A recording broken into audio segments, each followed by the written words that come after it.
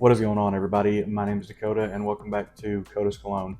Today, we're going to be looking at interviewing Valentino's Uomo, born in Roma, intense. Let's get into it.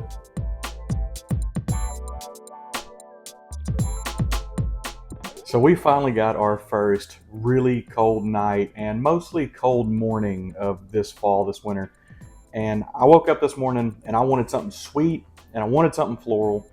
And I kind of got to poking around and I landed on this and I could not come off of it once I picked it up. So what we're going to do is we're going to do what we always do. We're going to start off with the atomizer. And the atomizer on these are really good. It has a lot of burst there. It's not pressurized or anything like that, but it just moves a lot of juice in a very good way, especially, as I said, for not being pressurized. So what we're going to do now is we're going to go ahead and put 2 there on the arm. We're going to get this dried out a little bit. And what you get when this first gets in the air is you get a beautiful vanilla note. It is very creamy. It's very rich. It's got a little depth to it. It is a very, almost smells premium vanilla. But what you also get is a heavy base of florals. So this one, it is kind of linear on how it opens. It's very florally sweet. But on a morning like today, with what we're doing today, it just fits perfectly. So we're going to dive into the notes real quick. And the notes on this are extremely linear. The top note is going to be vanilla. The middle note is going to be lavender. And the base note is going to be vetiver. And pretty much exactly how that note breaks down is exactly what you get out of this. If there was one note that I feel like wasn't listed that you can kind of pick up, it's going to be a little bit of an iris note. You get the tiniest touch of the lipstick smell out of this, or at least I do. But one of the things that I love about the opening on this is, like I said, you get such that floral sweet. It manages to stay light. Like, this is a dark scent. This is kind of a rich scent. This has a lot going on into it, but somehow it manages to stay a little bit light to where it's incredibly pleasing on the senses. It doesn't hit you very hard at all. It's a very soft hitting fragrance. But for me, what the lavender in this does is it gives it a little bit of freshness. It gives it maybe a little bit of like an herbal feel to it. But that floral mixed with the vetiver can make this feel just a little bit earthy. I don't get that at all on this. To me, at best, the floral mixed with it just kind of makes it a little darker, but it stays very much like a creamy vanilla and floral all the way through the opening. So what we're going to do now is we're going to get into the price, performance, and availability. So availability wise, this is a Valentino brand. I want to say this fragrance is only like a year or 2 old. It should be everywhere and it'll probably be around for a good while because, to my understanding, this is a very good seller for them. As far as price goes, for the 100 ml bottle, these are about $140 from your average retailer. Your average discounter is going to be somewhere in that 95 to kind of 105. So it's not heavily discounted, but it's discounted enough to where definitely go that route if you're going to get one of these. And as far as performance goes, I actually wore this to a concert the other night and it performed beautifully. So I get anywhere 8 to 12 hours out of this, kind of depending on how I spray. The night of the concert, I went just a little bit heavier than I normally would. I put about 8 sprays on, and those 8 sprays, I could still smell it the very next morning. The sillage on this thing is very good. It's 3 foot plus. The projection on this is very good as well. It's definitely in that 2 foot plus range. So the overall performance on this thing for what this is very good. And like I said, you've kind of got to be a lover of like a creamy vanilla, of sweet florals, small woody undertones. If that doesn't kind of fit your alley, you're probably going to not like this fragrance, because this fragrance does stay a little bit linear. It doesn't really feel like it has a whole lot of complexity going on into this. But what makes this fragrance, to me, I feel like what makes it work so well is it smells extremely quality. It smells extremely natural. I don't get a synthetic vibe from this at all.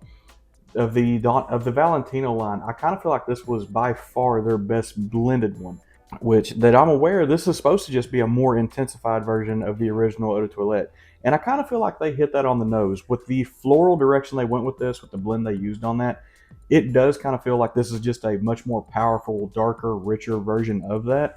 Now, as far as scent profile, this one is way sweeter than the original, but the sweetness paired with it, I kind of feel like that's what they had to do to get it darker, to get it to last longer, and kind of to make it more intensified version. Because what a lot of fragrance companies do especially when they release just an intense version of the original, a lot of times they sweeten it up heavily and they just really pump up the performance on it.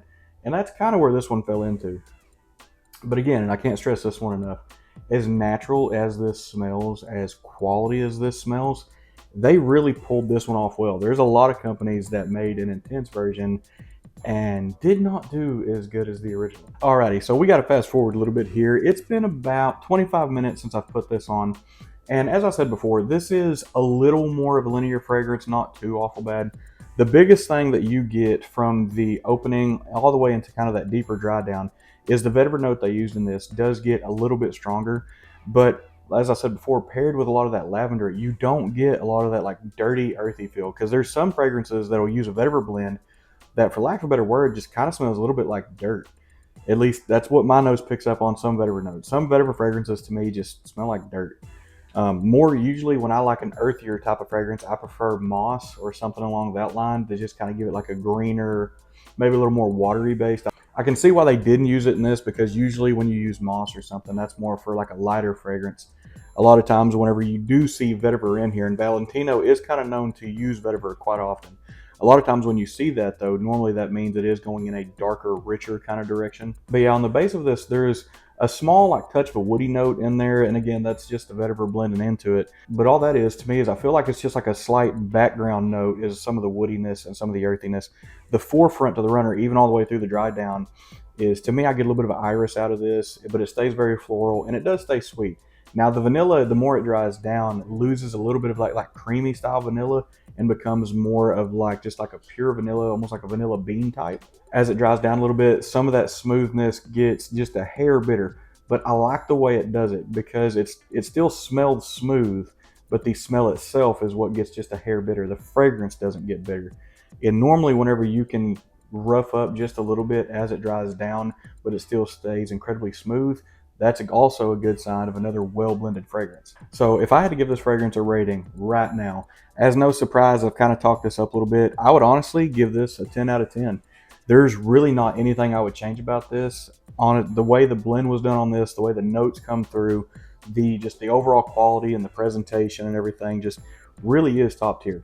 And right about now is honestly the time where I'm going to start reaching for this one the most. I like that this one is kind of a florally sweet based fragrance, because this one to me is a good change of pace for fall and winter. You don't really see a lot of big, thick floral fragrances paired with really good sweetness. Normally when you see that, it's a spring or a summer. It's kind of trending in to be a little more green. You don't really see a lot of like those dark, rich florals, and that's what I'm really loving out of this. But I do think that's going to get us wrapped in on this. I will go ahead and get in on this bottle.